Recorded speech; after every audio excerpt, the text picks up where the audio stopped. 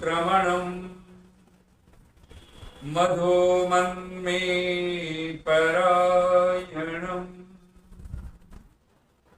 वाचा वदामि मधुमत् भूयासं मधुसन्दृशः।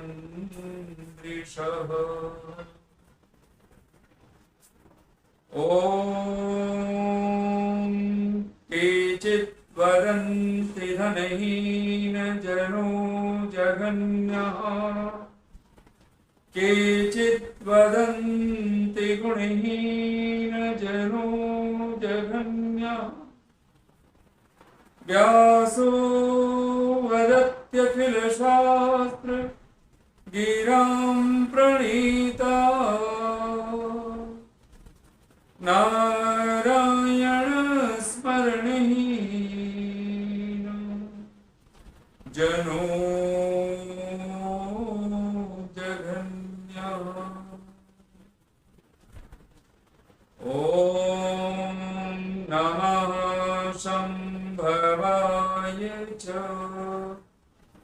मयो भवाय च नमः शङ्कराय च मयस्कराय च नमः शिवाय च शिवतराय च। ॐ शान्ति शान्ति शान्तिः।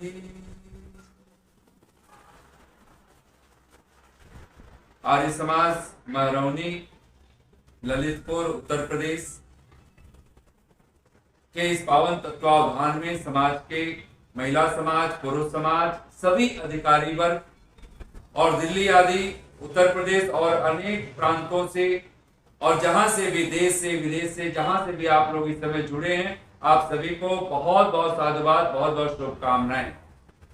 उपस्थित धर्मप्रिय सज्जनों, मातृशक्ति, आइए जो कल हम लोगों ने थोड़ा सा चिंतन प्रारंभ किया है और ये कर्म दर्शन सहज अगर हम कहें, जो मोक्ष है वो हमारे निष्काम कर्मों का ही फल है और जो ये संसार में जो हम अभ्युदय की जो प्राप्ति करते हैं ये हमारे सकाम कर्मों का फल है।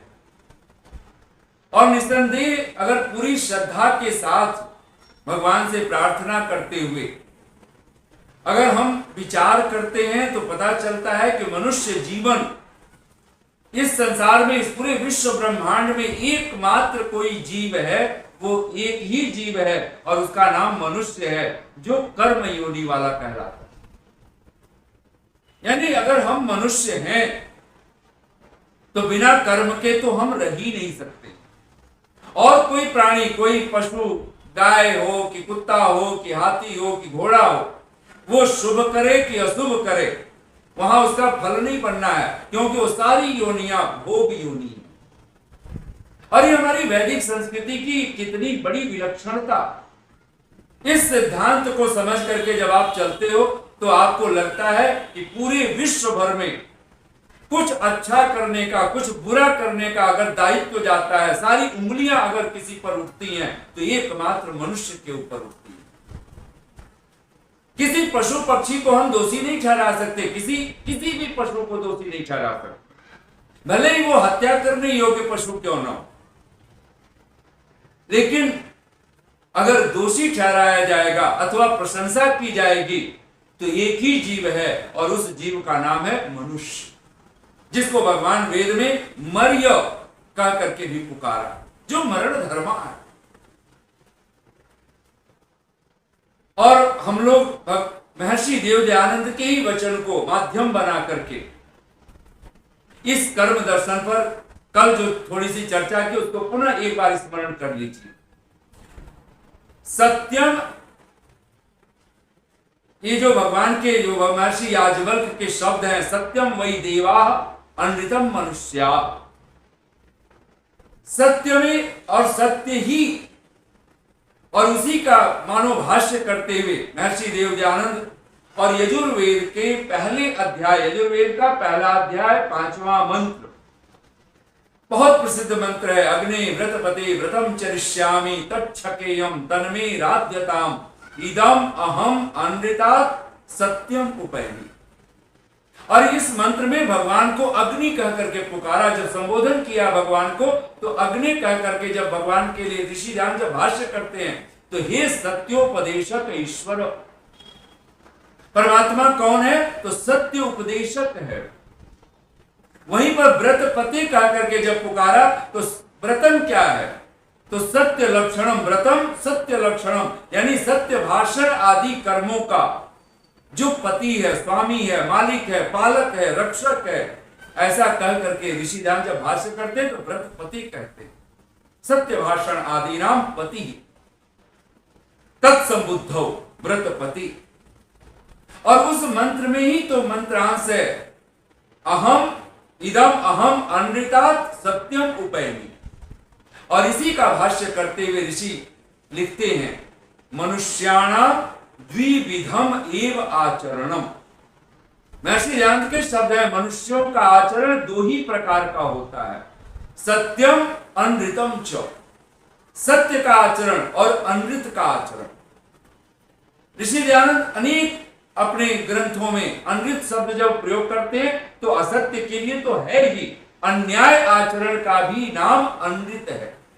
यानी जब अन्याय कह दिया, असत्य कह दिया, तो जितने भी दुरित हो सकते हैं, जिसको हम लोग विश्वानि दुरितानि परासुव भगवान की वेद वाणी में जब बोलते हैं, तो यानी अनृत का अर्थ दुरित ही है। समस्त दुरितों से, दुरित कहें, असत्य कहें, अनृत कहें, अन्याय आचरण कहें, और इन सब का इसलिए ऋषि लिखता है अनृतात् सत्यम उपैमि। मनुष्याणाम द्विविधम एव आचरणम सत्यम अनृतम च। ऋषि लिखते हैं यानी मनुष्यों का आचरण दो ही प्रकार का होता है। तो मनुष्य के आचरण, तो कई बार हम लोग सोचते हैं सत्यम वही देवा अनृतम मनुष्य, यानी जो सत्य वाले उनको देवता कहते हैं, जो अनृत वाले वो उनको मनुष्य कहते हैं। ये अर्थ छोड़ दीजिए, ये अर्थ मनुष्य के ही दो नाम हैं, देव और असुर, राक्षस। असुर कहिए, राक्षस कहिए, दैत्य कहिए, पिशाच कहें, ये सब नाम भी महर्षि देवदयानंद ने अपने भाष्यों में अनेक स्थलों पे इसको रखा हुआ। दुष्ट कहिए, ये सब असुर, राक्षस, दुष्ट, दैत्य, पिशाच, ये सब मानो पर्यायवाची शब्द है। और इसी के एक बहुत प्यारे शब्द है, आप एक बार बोल लीजिए, अपने मन में दोहराइए, दुष्टाह परमेश्वराद दूरे वसंती। ऋषि दयानंद के शब्द हैं ये वेद भाष्य में।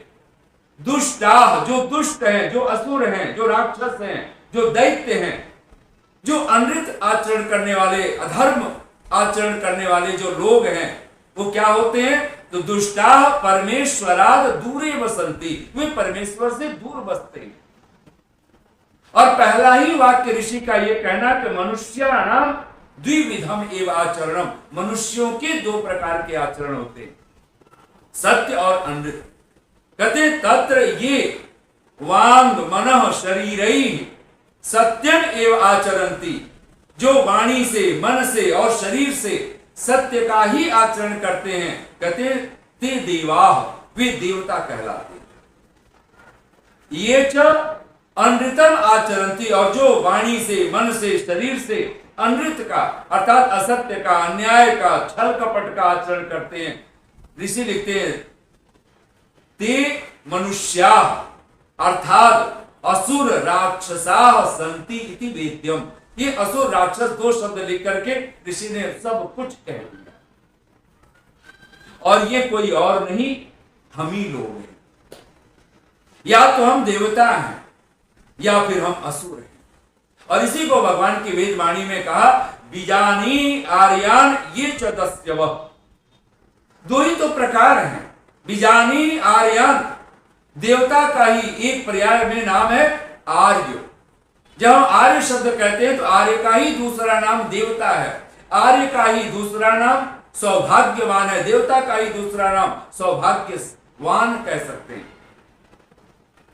सौभाग्यशाली जिसको हम कहते हैं, हिंदी में हम लोग बोलते हैं सौभाग्यशाली, सब प्रकार से जिसके जीवन में किसी प्रकार का दुर्भाग्य नहीं रहा, जो इस संसार में आकर के हर पल परमात्मा को धन्यवाद दे सकता है, दुख में भी पीड़ा में भी वो भगवान का शुक्रिया वो अदा करते हुए कभी वो थकता नहीं। और ये हो सकता है, कहते हैं ना, गम मिले जितने खुशी का नाम दो।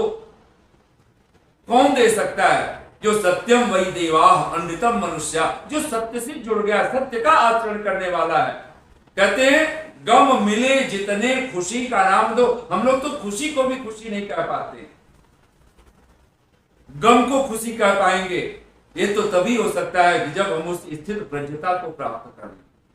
कर्म दर्शन की सबसे महती जो महिमा, और भगवान की वेदवाणी को ऋषि दयानंद जब भाष्य करते हैं, कुर्वन् एव इह कर्माणि जिति विषेद क्षतम समाह, तो कहते हैं कुर्वन् एव इह कर्माणि। वहां कर्माणि पद का अर्थ जब ऋषि भाष्य करता है तो कहते हैं धर्म युक्त, वेद उक्त और निष्काम कर्मों को करता हुआ ही इस जगत में, इस संसार में मनुष्य क्या करे? 100 वर्ष जिजी विशेष शतम समाह, वो 100 वर्ष जीने की इच्छा करे। यानी अगर आप जिजीविषा अगर हम रखते हैं इस संसार में, धर्म युक्त हमारे कर्म हो। कर्म की ये जो 3 विशेषण है, धर्म युक्त, वेद उक्त, निष्काम कर्म, ये अद्भुत है। तो कहा तत्र ये वांग मन शरीरैः ये अनृतम आचरन्ति ते मनुष्या, अर्थात असुर राक्षसा संति इति वेद्यम। उनको असुर राक्षस कर करके पुकारा। और असुर का ही एक अन्यत्र स्थान पर ऋषि दयानंद भाष्य करते हैं असुराह, कहते हैं धर्म आच्छादकाः, जो धर्म को ढांपने वाले लोग हैं, जो सत्य को, अहिंसा को, अस्तेय को, ब्रह्मचर्य को, अपरिग्रह को, शौच, संतोष, तप, स्वाध्याय, ईश्वर प्रणिधान, ये जो धर्म के धृति, क्षमा, दमो, अस्तेयम आदि धर्म के जो लक्षण हैं, जो वेद, स्मृति, सदाचार, स्वस्थ च प्रियम आत्मना, ये जो धर्म के साक्षात जो 4 लक्षण कह करके भगवान मनु कहते हैं, इनका जो आच्छादन करने वाले हैं, उनको असुर कह करके पुकारा, उनको राक्षस कह करके पुकारा, उन्हीं को दुष्ट कह करके, उन्हीं को दैत्य कह करके, उन्हीं को पिशाच कह करके पुकारा गया। कभी एक बार हम लोग विचार तो करें, गम मिले जितने खुशी का नाम दो, दर्द ही को जिंदगी का नाम दो, जुस्तजू में, खोज में, तेरी ध्यान में, जुस्तजू में तेरी दर दर भटकता, आशिकी बेचारगी का नाम दो, रो पड़े औरों के गम में जिसकी आंखें, बस उसे ही आदमी का नाम दो। मनुष्य कौन है? अपने गम में आंसू बहाना, अपने लिए तड़पना, अपने पर चोट पड़े ये तड़पना, रोना, चीखना, चिल्लाना, ये अगर किसी की आदत है तो पशु पक्षियों की आदत। अगर मनुष्य भी इसी चाल को चलता हो तो फिर ये पशुओं की चाल होगी। और इसीलिए ऋषि दयानंद के, कल भी शायद हम लोगों ने एक वाक्य बोला हो, फिर से मैं कहूं, ऋषि दयानंद का ये सत्यार्थ प्रकाश में बहुत कठोर शब्दों में, और वो एक मत पंथ के अनुयायियों को संबोधित करते हुए कहते हैं, और वो एक मत पंथ नहीं है, वो दुनिया में वैदिक मत को छोड़ करके जितने भी मत पंथ हैं उन सब के लिए वो शब्द लागू होता है, और वो है वो आज की डेट परिस्थितियों में। ऋषि दयानंद लिखते हैं कि सुनो, अब तो इस जंगली मत को छोड़ दो। कब तक हम जंगल के कानून बना करके रहेंगे? कब तक जंगली बन करके रहेंगे? कब तक पशुओं का बड़ा भाई बन करके हम जीवन जिएंगे? अगर अपने मन, अपने वाणी, अपने शरीर के आचरण पर अगर हमारा कर्म दर्शन हमारा अगर ठीक नहीं होता है तो फिर हमारे जीवन में मानो कुछ है। मनुष्य तो वही है, मत्वा कर्माणि सिद्ध्यति इति मनुष्य, जो मनन करके कर्मों का ताना बाना बोलता है। मनुष्य तो वही है, मननात् मनुष्य, जो मननशील है, जो विचारशील है। एक साधु को मैं सुनता था और वो कहता है, मैं तो अपने शिष्यों को, बहुत सारे शिष्यों की संख्याओं उनके बीच में सत्संग होता था, और वो साधु कहता है, मैं मनुष्य ही उसी को कहता हूं। और वो शब्द जान के हैरान हो जाएंगे। वो जो साधु बोला अपने शिष्यों से, वो कहता है, मैं मनुष्य ही उसको कहता हूं जो अपने माता पिता से प्रेम करता है। तो सारे शिष्य हैरान हो गए, ये कौन सी मनुष्य की परिभाषा हुई। तो सारे शिष्यों ने कहा कि गुरुदेव, ये बात हमें समझ में नहीं आई कि मनुष्य उसको कहना कि जो अपने माता पिता से प्रेम करे। तो कहते हैं, वो गुरु मुस्कुरा करके कहता है कि मैं सच कहता हूं, इस धरती पर मनुष्य को छोड़ दे तो शायद ही दूसरे कोई प्राणी हो जो अपने माता पिता से प्रेम करता हुआ दिखाई। माता पिता अपने बच्चों से प्रेम करते हैं, ये पशु पक्षियों में है, लेकिन बच्चे उलट करके अपने माता पिता से प्रेम करें, ये पूरे वर्ल्ड में आपको किसी पशु पक्षी में नहीं दिखाई दे, चाहे वो गौ ही क्यों ना हो। गाय का बछड़ा, गाय की जनी हुई उसका बच्चा अपनी मां को लौट करके 15 साल बाद, 10 साल बाद, 5 साल बाद वो अपनी मां के प्रति कोई कृतज्ञता व्यक्त करे, कोई उसकी उपासना करे, ऐसा नहीं हो सकता। मनुष्य है जो चाहे तो अपने माता पिता के प्रति कृतज्ञ हो सकता है, अपने माता पिता के प्रति प्रेम भाव से भर सकता है। और अगर मनुष्य भी कृतज्ञ न होने पे आ गया तो फिर राक्षस किसको कहा गया है। कंस कौन है जो अपने माता पिता को भी, उग्रसेन को भी कारागार में डाल देता है। औरंगजेब कौन है, शाहजहां को कैदी बना देता है, गद्दी पर बैठ जाता है। अब कल्पना तो करो, राक्षस किसको कहा गया है, असुर किसको कहा गया है, जो अपने सचमुच में, और जब ये परिभाषा सुनी शिष्यों ने, वो सब अवाक रह गए। हमने कभी इस भाषा में सोचा ही नहीं। और इसीलिए ऋषि कहता है, तीसरा यज्ञ अगर कोई है, तीसरा महा श्रेष्ठतम कर्म अगर कोई है ब्रह्म यज्ञ के बाद, देव यज्ञ के बाद, वो तीसरा है पितृ यज्ञ। और पितरों की संख्या केवल माता पिता पे ठहर नहीं जाती है। ये आचार्य, ये ऋषि, ये पितर, देवाह, विद्वांस, जिसमें अध्यापक, उपदेशक, और अगर आप सत्यार्थ प्रकाश पढ़ें, पंचमहायज्ञ विधि पढ़ें, आपको अनेक पितरों की, जहां आज्यपा, सुकालिन, हविर्भुज, यम राजा आदि कह करके अनेक अनेक पितरों की चर्चा। लेकिन मूल पितर कौन है, माता पिता। इस जगत में एक आपने सुना होगा, कहते हैं फैमिली का अर्थ क्या है। इंग्लिश में जो फैमिली बोलते हैं, परिवार बोलते हैं, बहुत सुंदर इसके जो इंग्लिश में जैसे हम लोग शब्दों को बोलते हैं ना, इंग्लिश का कोई छोटे छोटे जो उसके, और उसको विस्तार देते हैं शब्दों को। तो कहते हैं फैमिली का क्या अर्थ है, तो कहते हैं फादर, एफ, उसके सारे स्पेलिंग को आप एक बार पकड़ लें, father and mother, family, father and mother, I love you. कहते हैं कि अगर ये आपकी संतान के मस्तिष्क में हर पल है, father and mother, I love you, तो समझना कि वो घर परिवार है, वो फैमिली है। अगर सचमुच में अगर हम मनुष्य हैं, हम परिवार में, घर परिवार में जी रहे हैं, तो मनुष्य की ये परिभाषा हमारे मस्तिष्क में हर पल रहनी चाहिए।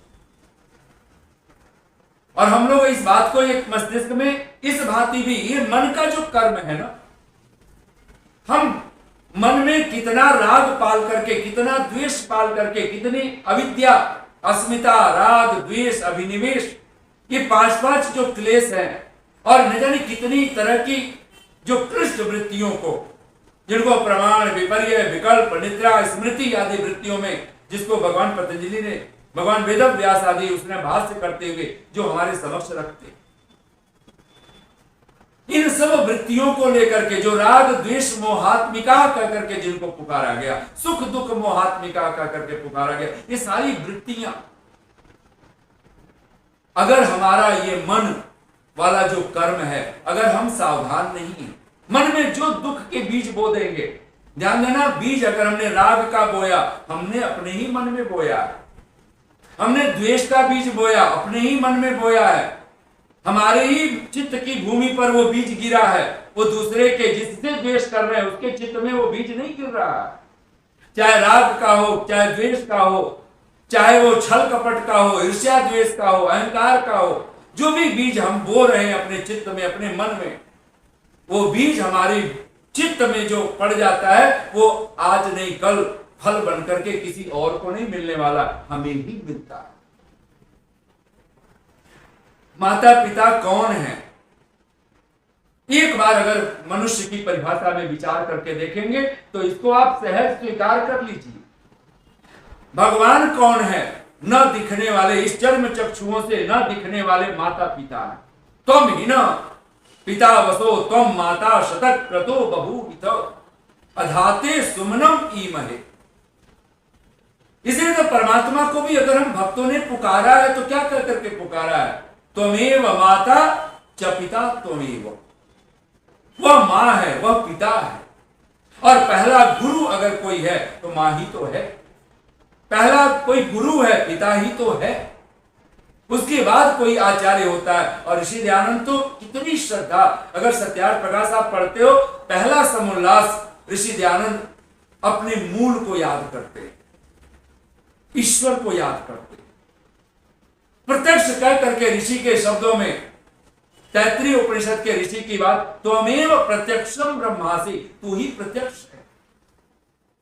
जिसको कवि के शब्दों में अगर हम कहें, जहालत से हम तुझको देखें ना देखें मगर तू हमें हर घड़ी देखता है। अज्ञानता के कारण, नासमझी के कारण हम परमात्मा पर उंगलियां उठाते फिरे।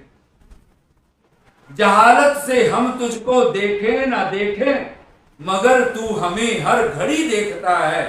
पता पत्ता पत्ता तेरा दे रहा है, सरासर गलत है कि तू लापता है। परमात्मा लापता नहीं है, वह एवरीवेयर है।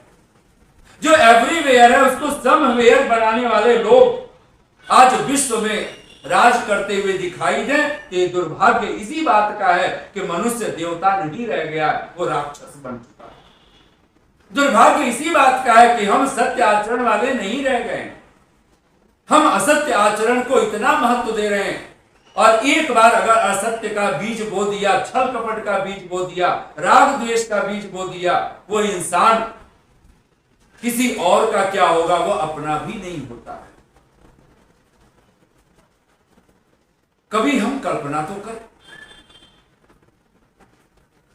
जिस्म तो मिट्टी में मिल जाता है यही, चाहे इसको जला दें या दफनाएं, अंत में तो मिट्टी होना है, राख होना है। अथेदम भस्मांतम शरीरम, ये शरीर का अंत तो भस्म ही है, दो मुट्ठी राख ही है। और ये भगवान कह रहा है वायु अनिलम अमृतम अथेदम भस्मांतम शरीरम। फिर ये मनुष्य करे क्या? आपको कर्म करने हैं, ओम, और पहला कर्म जब जो कर्म करना है, ऋषि लिखता है ओम क्रतो स्मरम। ये जो क्रतु कह करके पुकारा, क्रतु के दो अर्थ हैं बहुत महत्वपूर्ण रूप से। क्रतु नाम प्रज्ञा का है और क्रतु नाम कर्म का है। ये मनुष्य प्रज्ञाशील भी है, ये मनुष्य कर्मशील भी है।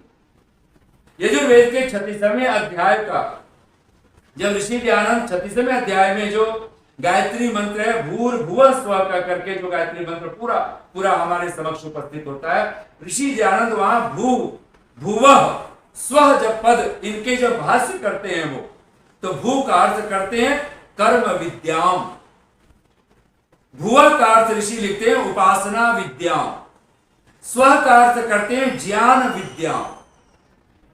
यानी कर्मकांड, उपासना कांड और ज्ञान कांड, ये तीन भूर्भुवः स्वः।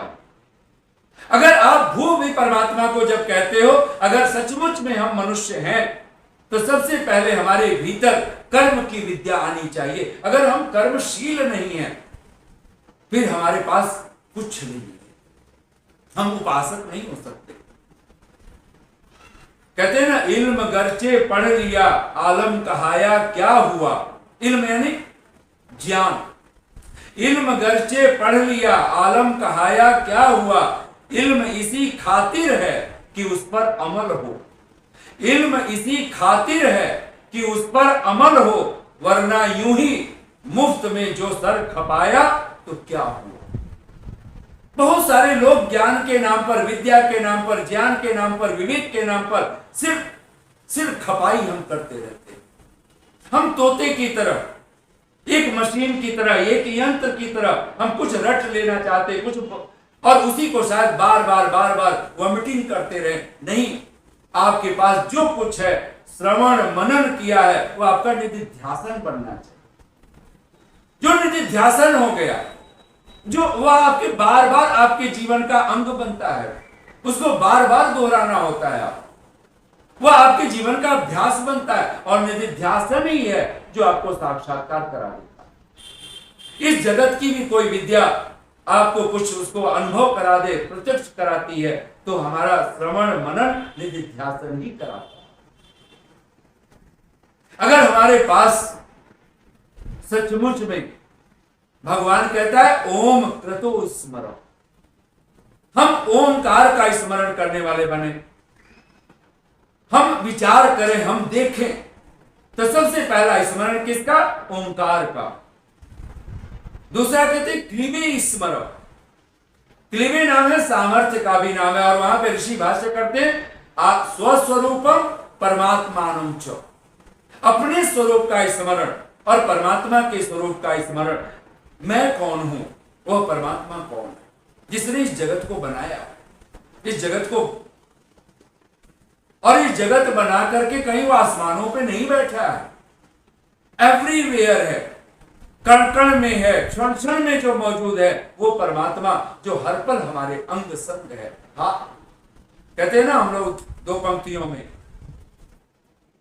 इंसान में भगवान है, भगवान में इंसान है, उन सफीनों का कभी, सफीना कहते हैं नौका को, उन सफीनों का कभी तूफान कर सकते हैं क्या, जिनका माझी है खुदा, जिनको खुदा पे मान है। मंजिलें चल पड़ती हैं उन राहगीरों की तरफ, और हमारी मंजिल जड़ नहीं है, हमारी मंजिल परम चैतन्य है, सचेता देवता पदम। ये भगवान की वेद वाणी है, सचेता। वह परमात्मा कौन है? जो सत्य और असत्य का विज्ञापक, जो सत्य और असत्य को जनाने वाला है। देवता, इष्ट देवो उपासनीय, ऋषि भाष्य करता है कि वह जो देवता है, इष्ट देव है, वही तो है जो प्राप्त करने योग्य है, वही तो है जो पाने योग्य है, उपासना करने योग्य है। पदम प्राप्तुम अर्हम, प्राप्त और प्राप्त करने योग्य है। सचमुच में अगर कोई पाने योग्य है, वो परम परमात्मा तत्व ही, और उस एक को जिसने साधा। और हम क्रम उल्टा कर लेते हैं, कृतम स्मरण, अपने किए हुए का स्मरण कर, और ये जीते जी करना है, मरने के क्षण। वहां तो प्रसंग है, अगर आप उस मंत्र का भाष्य आप देखेंगे ऋषि दयानंद का, तो मृत्यु के समय जीव क्या करे, लेकिन जीवंतो अपि, जीवित होते हुए भी हमारे चित्त की क्या दशा हो। मरने के क्षण कौन ओंकार का स्मरण कर सकेगा? वही कर सकेगा जो जीवन भर कर रहा है। जो हम जीवन भर जिन कर्मों को करते हैं, वही तो संस्कार बन जाते हैं। इसलिए कर्म दर्शन में हर पल एक बात हम ये लोग याद रखें, हमारे कर्म, हमारे आचरण सिर्फ दो ही प्रकार के, एक सत्य का आचरण है, और जब हम सत्य का आचरण करते हैं हम देवता बन जाते हैं, जब हम असत्य का आचरण करते हैं हम असुर बन जाते हैं, हम राक्षस बन जाते हैं, जिसको भगवान कहते हैं विजानी आर्यान ये चदस्यव। देवता का ही दूसरा नाम आर्य है, असुर का ही दूसरा नाम दस्यु है। और महर्षि देवदयानंद के एक अद्भुत ग्रंथ आर्या भी विनय अगर आप पढ़ें, और वहां दस्यु के जब आप व्याख्या देखेंगे, वहां पर प्रार्थना, स्तुति प्रार्थना के भाव में ऋषि के शब्द, तो आप दस्यु शब्द का अर्थ पढ़ करके आप हैरान हो जाएंगे। यानी इतने सारे जो भी दुष्टता के अर्थ हो सकते हैं, वो सारे अर्थों को लेकर के, और यहां तक ऋषि जान लेते असुरा कौन, किसको कहा? अविद्वांस। जब हम कहते हैं अज्ञानी, अविद्वान, ये विद्वान नहीं है, उसको, इसका अर्थ है वो असुर है। यहीं तक कहा दुष्ट स्वभाव, अविद्वांसा कहने का क्या अर्थ है? जिसका स्वभाव दुष्ट है। फिर वहां तक कहा दुष्ट स्वभाव प्राणिन, और वो कौन? ये मनुष्य, ये असुर। असुरिया नाम ते लोका अंधेर तमसा वृताः तांस्ते प्रत्यापि गच्छन्ति एके चात्महनो जनाः। वहां आत्महंतारो जना की दृशा भवंती, जो आत्महंता लोग हैं, जो आत्महत्यारे जिनको कहा। और वहां ऋषि अर्थ क्या करते हैं? आत्महंता कौन है? तो कहते हैं आत्महंतारो जना की दृशा, यानी आत्मा को भूले हुए जन, आत्मा को भूले हुए लोग। आत्महंता का, आत्मा तो मर नहीं सकती, आत्मा की कोई हत्या नहीं हो सकती। इंसान में भगवान है, भगवान में इंसान है। उन सफीनों का कभी तूफान कर सकते हैं क्या? जिनका मांझी है खुदा, जिनको खुदा पे मान है, मंजिलें चल पड़ती हैं उन राहगीरों की तरफ, दिल में जिनके जोश है, पैरों में जिनकी जान है। जिनका दिल, जिनका हृदय उत्साह से अप्लावित रहता है, और ऋषि ध्यान के भाषा में कहें हर पल समुल्लास से भरा होता है। ऋषि ध्यान सत्यार्थ प्रकाश का जिस व्यक्ति के जीवन में भी सत्य रूपी अर्थ का प्रकाश होगा, जो देवता बनकर के जीता है, कहते हैं कि उसका मन उल्लसित होता है, समुल्लासित होता है। दिल में जिनके जोश है, पैरों में जिनकी जान है, और उसका पैर यानी जो कर्म करने के लिए वो सतत तत्पर रहता है, वो कभी आलसी बन करके, काहिल बन करके, जाहिल बन करके उसके जीवन कभी चलता ही नहीं। ऋषि के शब्द हैं ये पुरुषार्थिनो ईश्वरोपासका। जब ऋषि दयानंद पुरुषार्थी शब्द लगाते हैं, बहुत बार अगर आप पढ़ेंगे, अगर वेद भाष्य पढ़े ऋषि के, ये पुरुषार्थिनो, जो मनुष्य पुरुषार्थी हैं, ईश्वर उपासका, ये पुरुषार्थिना ईश्वरोपासका, जो पुरुषार्थी हैं, ईश्वर उपासक हैं। ऋषि लिखते हैं वे मनुष्य, कहते हैं ते शोभनम मनः, वही सुंदर उत्तम ज्ञान, और यहां तक कहते हैं श्रेष्ठानि उत्तमानि धनानि सत्या इच्छाश्च प्राप्नुवन्ति। यानी जो पुरुषार्थी मनुष्य है, ईश्वर उपासक है, तो एवं वही मनुष्य, वही पुरुषार्थी मनुष्य क्या होता है? तो कहते हैं वही पुरुषार्थी मनुष्य शोभनम मनः, एक तो उसका अर्थ सीधा सीधा सुंदर मन, लेकिन ऋषि दयानंद जब उसका भाष्य में हिंदी में अगर आप अर्थ पढ़ेंगे तो मन शब्द ज्ञान के लिए, उत्तम ज्ञान, उत्तम ज्ञान, जिसको संस्कृत में हम लोग ज्ञान बोलते हैं, हिंदी में ज्ञान बोलते हैं। शोभनम मनः, उत्तम ज्ञान, उत्तम मन किसको प्राप्त होता है? जो ईश्वर उपासक है, जो पुरुषार्थी। कहते हैं श्रेष्ठानि उत्तमानि धनानि, श्रेष्ठ उत्तम धन भी किसको प्राप्त होता है? धन्य जिसका जीवन हो उठे, वो कौन होता है? जो पुरुषार्थी है। और पुरुषार्थी का एक ही अर्थ ऋषि दयानंद तत्क्षण करना चाहते हैं, जो ईश्वर उपासक है। हम लोग कई बार जब पुरुषार्थ की बात करते हैं, हम सोचते हैं ईश्वर की क्या जरूरत है। अरे कभी सोचो तो सही, अगर ईश्वर, जीव, प्रकृति, इन तीनों में ईश्वर न हो, ये जगत होगा, ये विश्व ब्रह्मांड होगा, हम होंगे? कोई जीव अस्तित्व में फिर दिखाई दे सकता है? किसी रूप में हो सकता है? वो होगा ना फिर किसी रूप में, लेकिन वो शरीर में तो नहीं हो सकता, जीवधारी नहीं हो सकता, किसी प्राणी के रूप में नहीं हो सकता है वो। फिर उसका होना न होना किस अर्थ का होगा? इसीलिए तो ऋषि लिखता है, और हम सबके लिए बीच में सबसे महत्वपूर्ण जो सूत्र रूप में ऋषि देता है, सबका आदि मूल परमेश्वर। ये विश्व ब्रह्मांड दिख रहा है, ये जगत, और लाखों लाखों सूर्य, जिन जो अभी तक हम हमारे धरती तक जिनका प्रकाश भी नहीं पहुंचा है। अब कल्पना तो करो, इतना विशाल, इतना विराट विश्व ब्रह्मांड ये अगर है तो किसके कारण है? उसका मूल कौन है? वो परमात्मा ही तो है। हम लोग हैं। आज कोई डॉक्टर डॉक्टर कहलाता है, किस लिए कहलाता है? क्योंकि हमारे शरीर सिस्टमेटिक है, आंख कहाँ होनी चाहिए, नाक कहाँ हो, कान कहाँ हो, सारी इंद्रियां कहाँ हो, हमारे 5 ज्ञान इंद्रियां, हमारी 5 कर्म इंद्रियां, हमारे प्राण। और हम लोग तो एक प्राण की बात करते हैं, हम लोग सोचते हैं प्राण केवल श्वास, 10-10 प्राणों को लेकर के हम जीवन जी रहे हैं। प्राण, अपान, व्यान, उदान, समान, नाग, कूर्म, कृकल, देवदत्त, धनंजय, ये 10-10 प्राण लेकर के व्यक्ति, और फिर भी प्रश्न उठाता हो ईश्वर है कि नहीं है, ईश्वर की क्या जरूरत है, फिर हमसे बढ़कर के ना समझ कौन। ध्यान दीजिए, बार बार ये स्मरण करने योग्य है। अगर ऋषि दयानंद को अगर हम पकड़ना चाहें, समझना चाहें, एक बात मन में बिठा लीजिए, अगर ईश्वर उपासक नहीं है, हम इस धरती पर कुछ भी कर्म करने योग्य नहीं। हमारा हर कर्म, क्योंकि ऋषि का एक वाक्य आप सत्यार्थ प्रकाश में आप सब बोल लीजिए, मन में सब दोहराइए, जो परमेश्वर की स्तुति, प्रार्थना और उपासना नहीं करता। अब करना है ना, ये भी कर्म है। और ऋषि दयानंद के शब्द हैं, एक बार आप कभी मत सोचिए कि जो हम लोग हाथ से कर्म करते हैं और ये मन से कर्म करते हैं, सांसारिक कर्म करते हैं, वो उन्हीं कर्मों का नाम कर्म है। ऋषि दयानंद के शब्द हैं, हे मनुष्या, यूयम धर्म आचरण, वेद, योगाभ्यास, सत्संग आदि भी कर्म भी, इन सबको कर्म कह करके पुकारा है। हम लोग जब वैदिक संध्या में प्रार्थना करते हैं ऋषि के शब्दों में, हे ईश्वर दयानिधे भवत कृपया अनेन जप उपासना आदि कर्मणा, वहां कर्म कह करके पुकारा है।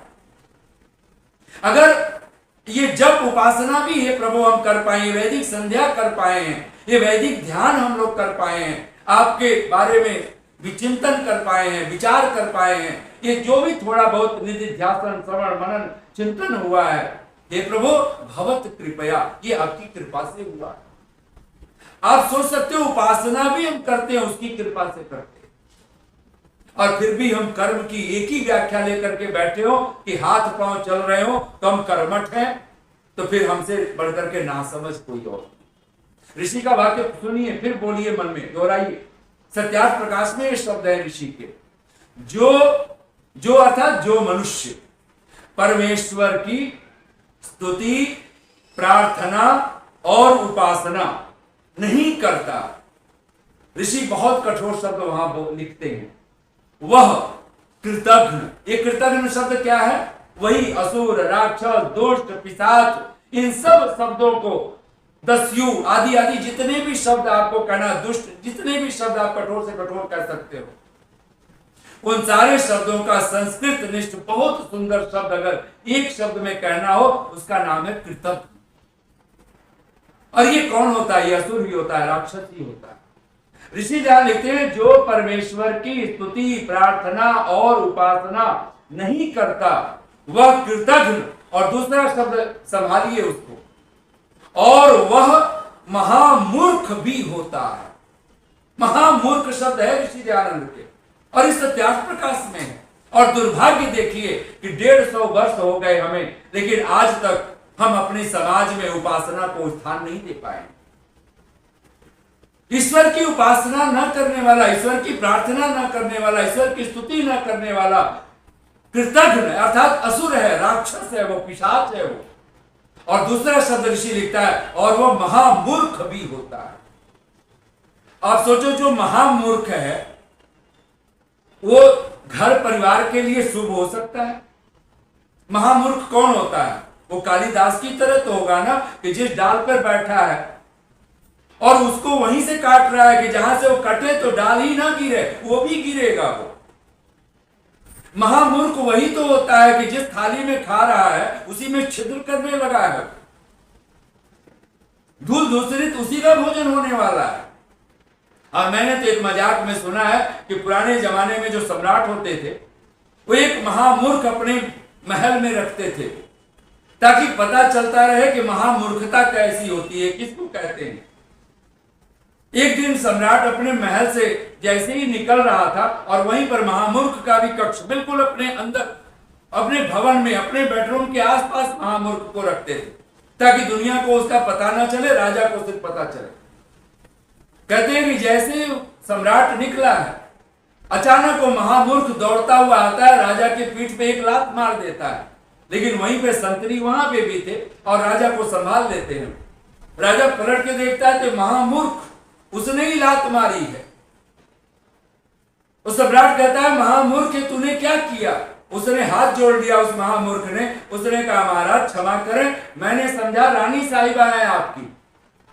उस सम्राट ने तो सिर पीट लिया, ये मुझे लात मारा है और कारण ये महामूर्ख भी बता रहा है मुझे नहीं मारना था, इसको मेरी रानी को मारना था।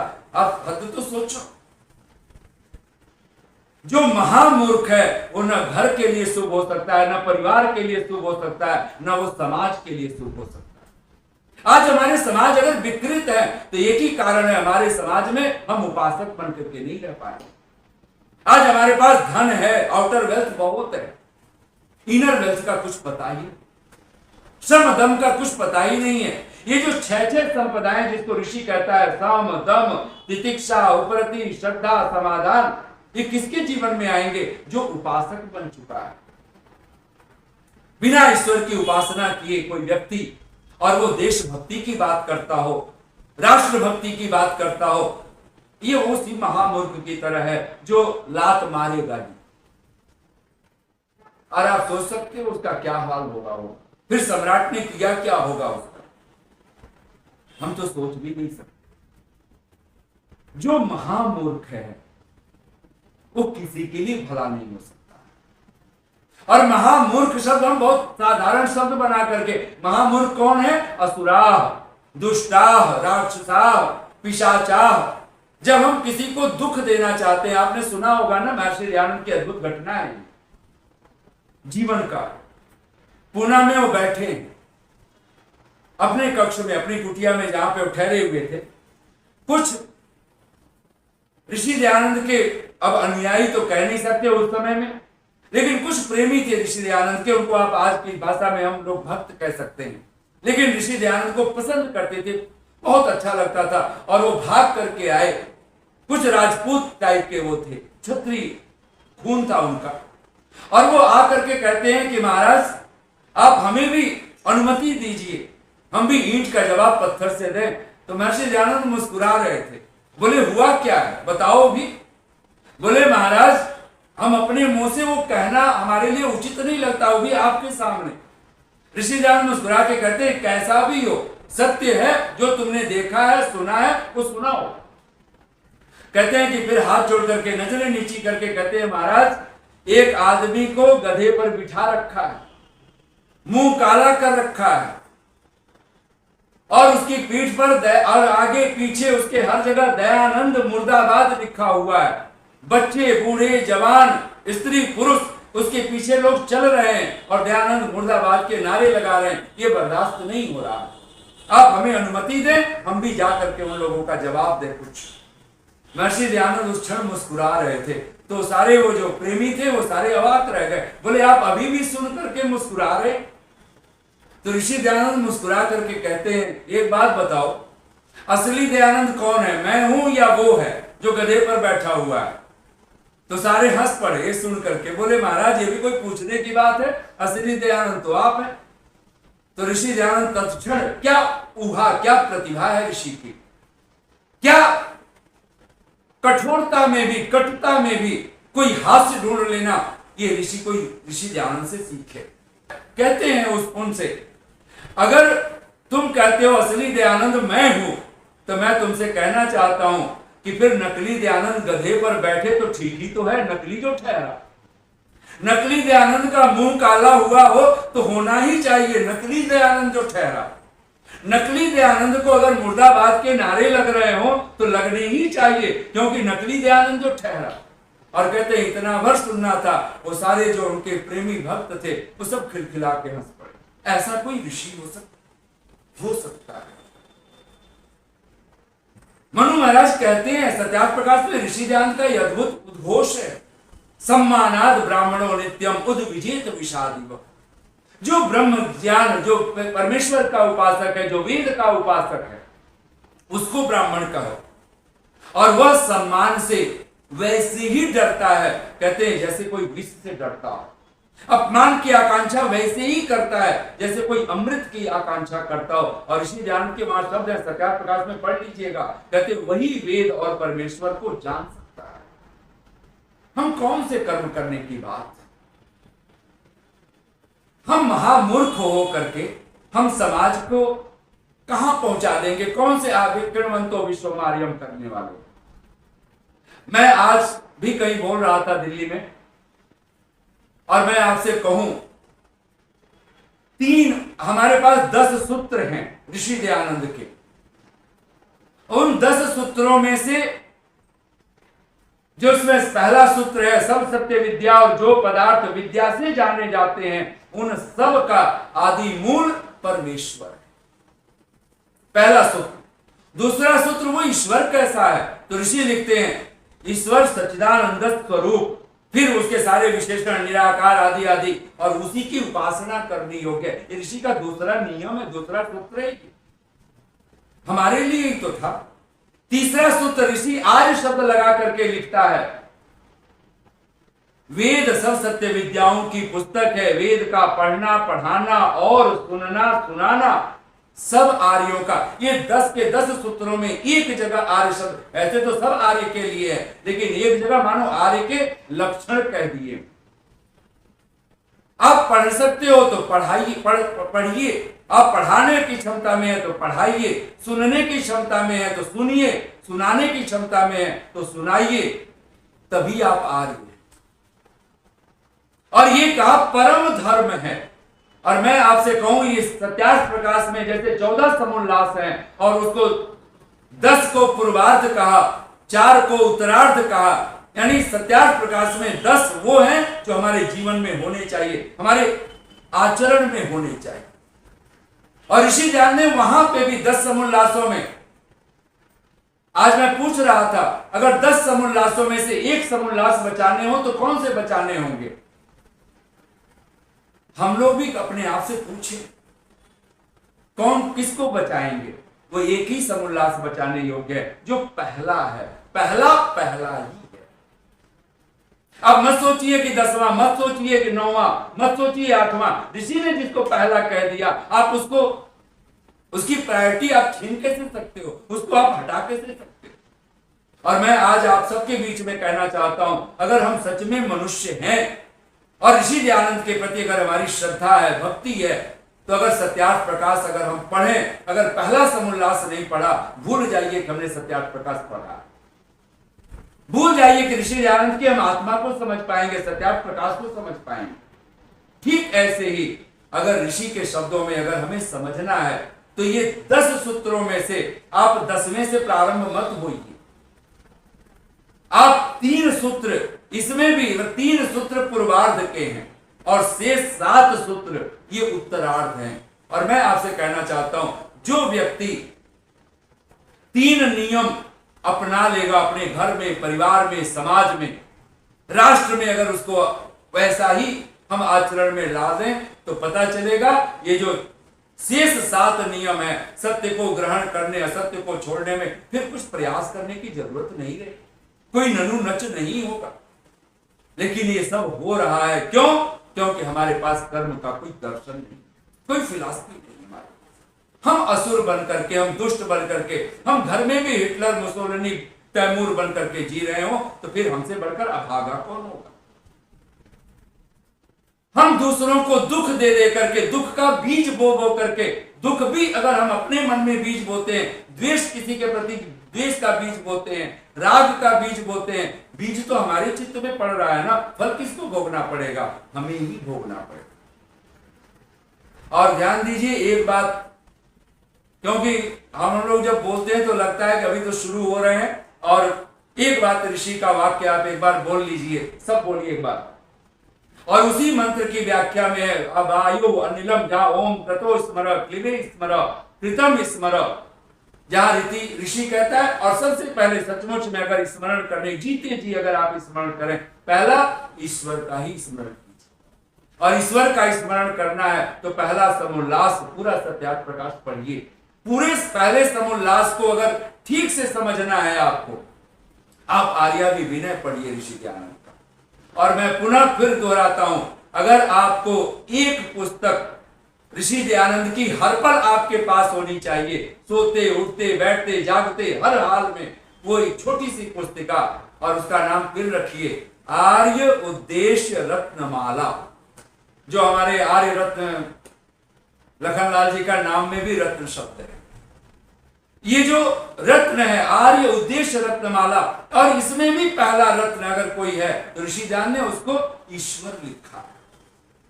और बहुत शुभ है कि परमात्मा के हाथ में हमारे सारे कर्म, कर्म फल देने वाला कोई और नहीं। जिन कर्मों का फल हम यहाँ संसार में हमें नहीं मिलता हुआ दिखाई देता है। और एक बात अगर मस्तिष्क में बिठा लीजिए, अगर हम सचमुच में मनुष्य बन जाएं, सचमुच में अपने कर्मों के प्रति सावधान हो जाएं, तो क्या होगा? हमें इस जगत में अन्याय का सामना करना ही नहीं पड़ेगा। फिर लगेगा जो कुछ हमारे साथ हो रहा है वो बिल्कुल ठीक हो रहा है, और शायद उतना हो ही नहीं रहा है जितना होना चाहिए था।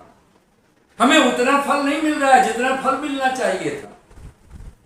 हमें उतने दंड नहीं मिल रहे हैं। भगवान की कृपा है दंड। और ऋषि दयानंद तो लिखते हैं जो ईश्वर की उपासना करने वाला बन जाए, कहते हैं ये मनुष्या ईश्वरस्य आज्ञायाम वर्तमानाः, जो ईश्वर की आज्ञा पालन में वर्तमान होते हैं। और बार बार याद कर लीजिए, कल हमने एक वाक्य बोला था, पंच महायज्ञ ये 5 श्रेष्ठतम कर्म है,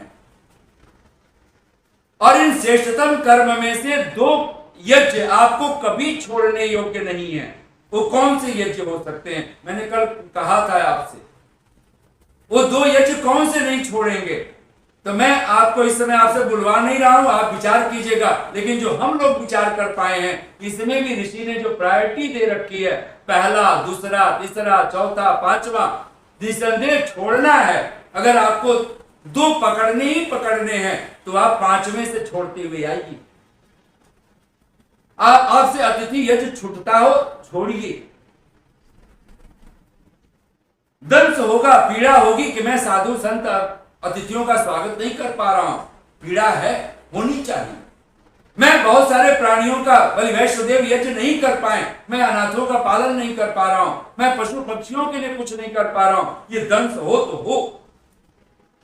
अगर पितृ यज्ञ भी छूटता हो, माता पिता की भी सेवा छूटती हो थोड़ी देर के लिए, तो वो भी पीड़ा संभालिए। लेकिन 2 यज्ञ ऋषि लिखता है कभी मत छोड़िए, और वो है ब्रह्म यज्ञ, वो है दीव यज्ञ। ऋषि दयानंद ने यज्ञ के लिए तो लिखा है ना, यह यज्ञम त्यजति ईश्वरो अपि तम त्यजति थी, ईश्वर भी उसको त्याग देता है। ये अग्निहोत्र के लिए लिखा है ऋषि दयानंद। अथ अग्नौ द्रव्यम किमर्थम प्रक्षिप्यते इति उपदिश्यते, कह करके ऋषि ने भाष्य किया है, कस्त्वा विमुंचति सत्वा विमुंचति। कौन है जो यज्ञ को छोड़ता है? कहते हैं जो यज्ञ को छोड़ता है उसको ईश्वरो अपि तम त्यजति थी, ईश्वर भी उसको छोड़ देता है। बोलिए बार मन में आप सभी, यह यज्ञम त्यजति, जो यज्ञ का त्याग करता है, ईश्वरो अपि, ईश्वर भी, तम त्यजत इति, ईश्वर भी उसको त्याग देता है। पूछा कस्मै प्रयोजनाय, किस प्रयोजन के लिए परमात्मा त्याग देता है? तो लिखते हैं ऋषि दयानंद के शब्द हैं, आप बोलिए, तस्मै दुखम एव स्यात्, उसको दुख ही होवे। ईश्वर कैसा है? सच्चिदानंद स्वरूप है। एक दिन पूरी सृष्टि प्रलय हो जाएगी, होगी ना एक दिन, ये धरती भी मिटेगी, ये सूरज भी मिटेगा, ये चांद सितारे भी मिटेंगे, सब मिटेंगे। तो क्या परमात्मा दुखी होगा? हम लोग एक मकान बनाते हैं और मकान जब जर्जर होने लगता है तो हम भी खुशी खुशी दूसरा मकान बनाते हैं, लेकिन नया मकान टूटता हो तो हम शायद दुखी होंगे, उदास होंगे। लेकिन परमात्मा न कोई दुखी होता है, न उदास होता है। ऋषि के शब्द हैं, कृतम कर्म विफलम न भवति इति। बोलिए एक बार, कृतम कर्म विफलम न भवति इति मत्वा धर्मे रुचि अधर्मे अप्रीतिश्च कार्य। बहुत सीधा सा ऋषि के संस्कृत है, कहते हैं कृतम कर्म विफलम न भवति, किया हुआ कर्म कभी निष्फल नहीं होता। जो आपने मन से कर्म किया, जो वाणी से कर्म किया, जो शरीर से आपने कर्म किया, वो कभी विफल नहीं होता। कभी निष्फल नहीं होता है। कहते इति मत्वा, ऐसा मानकर क्या करें, तो कहते धर्मे रुचि, धर्म में रुचि लाइए। आपकी रुचि, आपकी प्रियता, आपकी प्रसन्नता किसमें हो, तो धर्म कर्म में। और अधर्मे अप्रीतिश्च, और अधर्म के प्रति अप्रीति हो। आइए, जो मैं अक्सर जो कुछ पंक्तियां बोला करता हूं, तो अपनी उन्हीं पंक्तियों को बोलते हुए वाणी को विराम दे रहा हूं। आप सबने बड़ी श्रद्धा के साथ कल और आज सुना है, और इसको बहुत गहराई से विचार करते रहिए, और एक ही विचार कीजिए कि ईश्वर को नहीं छोड़ना है, क्योंकि कर्म फल किसी के पास अधिकार है, वो परमात्मा के पास है। और जिस दिन आप परमात्मा पर भरोसा करोगे, तो जो कुछ आपको मिला है वो बहुत मिला है। स्वामी रामतीर्थ के पंक्तियों के शब्दों में कह दें, तेरे कर्म से बेनियाज कौन सी शय मिली नहीं, झोली ही मेरी तंग थी, तेरे यहां कमी नहीं। तेरे कर्म में कमी नहीं, तेरी कृपाओं में, तेरे कर्म में कमी नहीं, करीम है तू महाकृपालु है, दयालु है। तेरे कर्म में कमी नहीं, करीम है तू, कसूर मेरा है, झूठा उम्मीदवार हूं। ताइए कुछ पंक्तियां अंत में बोलता हुआ, ताता थैया सारे गम पेट नहीं भरने वाले, ताता थैया सारे गम पेट नहीं भरने वाले, जो हाथों को काम दिलाए ऐसा कोई गीत कहो। ऐसा राम न देना मुझको जिसको रथ की चाहत हो, जो शबरी घर पैदल जाए ऐसा कोई गीत कहो। हिटलर, नादिर और तैमूर को अब तक हमने बहुत पढ़ा, जिन्होंने, और आज इतिहास के नाम पर इन्हीं को पढ़ाया जाता है। हिटलर, नादिर और तैमूर को, जिन्होंने सिवाय रक्तपात के आतंक के और कुछ किया नहीं। हिटलर, नादिर और तैमूर को अब तक हमने बहुत पढ़ा, जो राम कृष्ण की याद दिलाए ऐसा कोई गीत कहो। मैं बहुत सारी पंक्तियां छोड़ के बोल रहा हूं। ऐसा देव न देना मुझको, बहुत सारे लोग हैं आसमानी फरिश्तों की, आसमानी जन्नत की जो इंतजार में, और न जाने धरती पर क्या क्या पागलपन कर रहे हैं। कोई आसमानी स्वर्ग होता हो। हमारी पहली बार ऋषि ने धरती पर स्वर्ग उतारा है, क्योंकि देवताओं के दर्शन भी धरती पर कराए हैं। मातृदेव भव, पितृदेव भव आदि कह करके। ऐसा देव न देना मुझको, ऋषि देवताओं को श्रद्धांजलि भी दें इस बात की। ऐसा देव न देना मुझको जिसको स्वर्ग की, कोई आसमान में स्वर्ग होता हो, कहते हैं ऐसा देवता नहीं चाहिए। ऐसा देव न देना मुझको जिसको स्वर्ग की चाहत हो, जो इसी धरा को स्वर्ग बनाए ऐसा कोई गीत कहो। और अंतिम पंक्तियां मैं बोल रहा हूं, भोगों के पीछे भागने से भूख नहीं मिटने वाली। एक बार अपने कर्मों पर विचार हम करें। भोगों के पीछे भागने से भूख नहीं मिटने वाली, तो क्या करें, जो भगवान से प्रेम कराए ऐसा कोई गीत कहो। जो भगवान से प्रेम कराए ऐसा कोई गीत कहो। इतनी शांति और प्रेम से आप सबने सुना। बहुत बहुत साधुवाद, बहुत बहुत धन्यवाद।